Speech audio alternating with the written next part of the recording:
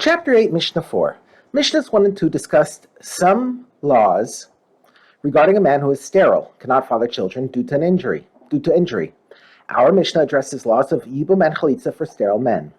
The Torah implies that a sterile man does not perform Yibum or Chalitza, and that no Yibum or Chalitza is performed with his widow. Our Mishnah teaches, however, that this does not apply to all sterile men. We now turn to the words of the Mishnah. Rabbi Yoshua said, I heard from my teachers that a certain type of sterile man performs chalitza with his brother's widow, and his brothers perform chalitza with his wife should he die childless, and that a different type of sterile man does not perform chalitza with this brother's widow, and his brothers do not perform chalitza with his wife. But I have no way to explain which type needs chalitza and which does not. Tana offers an explanation.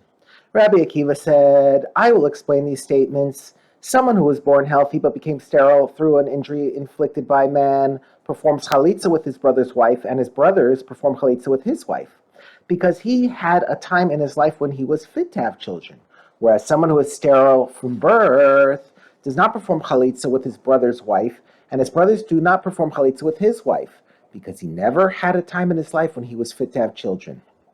Another Tana explains the two statements in the opposite way.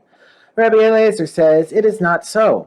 Rather, someone who is sterile from birth performs chalitza with his brother's wife, and his brothers perform chalitza with his wife, because he could usually be healed and need not stay sterile forever.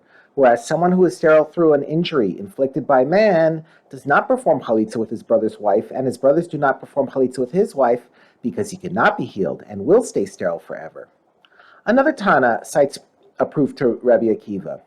Rabbi Yoshua ben Besaria testified about a man named Ben Megusas, who was in Jerusalem and was sterile through an injury inflicted by man.